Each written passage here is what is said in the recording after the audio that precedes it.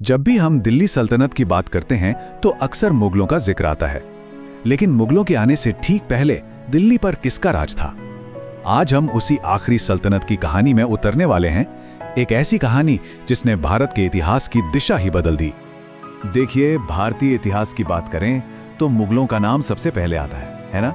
एक बहुत बड़ा प्रभावशाली साम्राज्य। पर क्या हमने कभी सोचा है कि वो सत्ता में आए कैसे? उन्होंने दिल्ली की गद्दी हासिल करने के लिए किसे हराया था? बस यही सवाल है जो हमें आज की कहानी के केंद्र में ले जाता है। तो सैयद राजवंश का दौर खत्म हो रहा था और दिल्ली की सल्तनत को एक नए शासक की तलाश थी। और तब सामने आया लोधी राजवंश। ये दिल्ली सल्तनत पर हुकूमत करने वाला पांचवां और सबसे जरूरी आखिरी खानदान था। ये अफगान शासक थे और इनका राज करीब 75 सालों तक चला। अब सवाल ये उठता है कि ये लोधी थे कौन, कहां से आए थे, इनकी जड़ें कहां थीं? यकीन मानिए, इनकी शुरुआत की कहानी काफी दिलचस्प है। जरा सोचिए, ये लोग कोई बड़े शाही खानदान से नहीं थे। नहीं, बिल्कुल नहीं।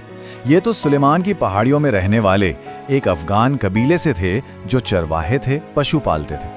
तो एक मामूली गुमनाम कबीले से निकलकर दिल्ली के तख्त तक का सफर, है ना कमाल की बात? तो चलिए अब कहानी के 3 सबसे अहम किरदारों से मिलते हैं। सिर्फ 3 लोग जिनके 75 साल के शासन में ही इस राजवंश के बनने, चमकने और फिर बिखर जाने की पूरी दास्तान छिपी है। ये किसी फिल्मी कहानी से कम नहीं है सच में। ये एक क्विक ओवरव्यू है। देखिए, बहलूल लोधी जिसने इस सल्तनत की नींव रखी, फिर उसका बेटा सिकंदर लोधी जिसने साम्राज्य को खूब फैलाया, और आखिर में इब्राहिम लोधी, वो सुल्तान जिसके हाथों से सब कुछ फिसल गया। तो कहानी की शुरुआत होती है बहलूल लोधी से, इस राजवंश के संस्थापक।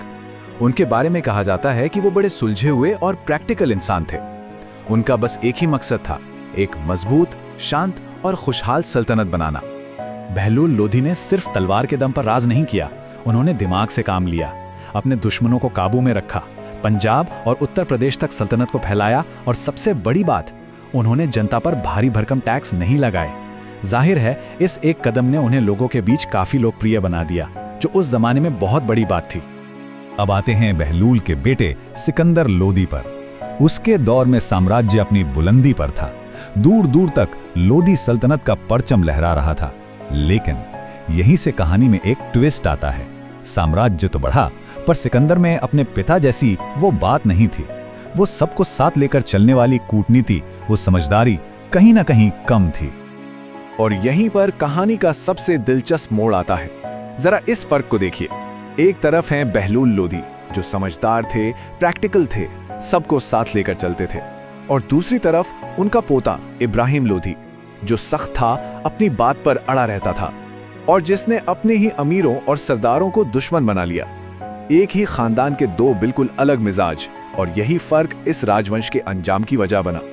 तो सवाल यह है कि इतना बड़ा साम्राज्य आखिर ताश के पत्तों की तरह बिखर कैसे गया? चलिए अब कहानी के उस हिस्से में चलते हैं जहां इसका नाटकीय अंत होता है। वजह बाहर नहीं, अंदर ही थी। इब्राहिम लोधी का जो सख्त रवैया था, जो किसी की ना सुनने की आदत थी, उसी ने सल्तनत को अंदर से खोखला कर दिया।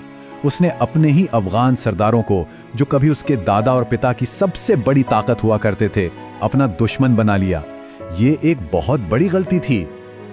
और जब घर में ही फूट पड़ जाए तो बाहर वालों को तो मौका मिल ही जाता है ना? सल्तनत की इसी अंदरूनी लड़ाई ने उत्तर से आ रहे एक ताकतवर हमलावर के लिए दिल्ली के दरवाजे खोल दिए, और उसका नाम था बाबर। 21 अप्रैल 1526। ये सिर्फ एक तारीख नहीं है, ये भारतीय इतिहास का एक टर्निंग पॉइंट है।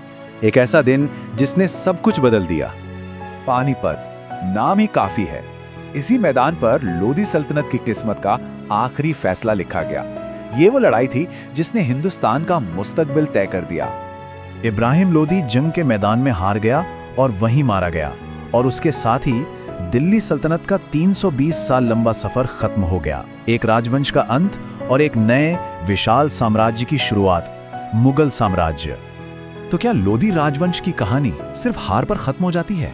नहीं, भले ही वो जंग हार गए, लेकिन उनकी विरासत, उनकी लेगेसी आज भी बहुत मायने रखती है, और ये काफी हैरान करने वाली बात है। देखिए, लोधियों ने एक बहुत बड़ा बदलाव किया था। उन्होंने ये समझा कि सल्तनत चलाने के लिए सिर्फ धार्मिक कानून काफी नहीं है, बल्कि प्रैक्टिकल पॉलिटिक्स यानी असल दुनिया की राजनीति और शासन कला की जरूरत है।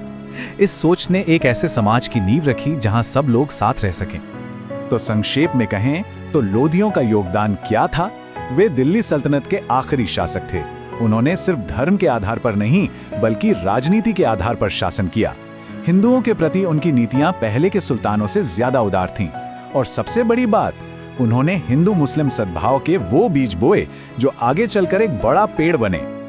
और यही उनकी सबसे मजबूत विरासत है। सोचिए, लोधियों ने जो हिंदू मुस्लिम एकता की जमीन तैयार की, उसी पर आगे चलकर मुगलों में अपनी शानदार इमारत खड़ी की। उन्होंने एक ऐसा माहौल बनाया जिसका असर आने वाली कई सदियों तक इस सरजमीन पर रहा। तो आखिर में ये एक सवाल हमारे सामने खड़ा होता है, लोधी राजवंश का राज तो बहुत लंबा नहीं चला, पर क्या उनके राजनीतिक सुधारों और नई सोच ने ही अनजाने में मुगलों की कामयाबी का रास्ता तैयार कर दिया था? क्या एक ताकत का अंत हमेशा किसी दूसरी ज्यादा बड़ी ताकत के उदय की वजह बनता है? सोचने वाली बात है।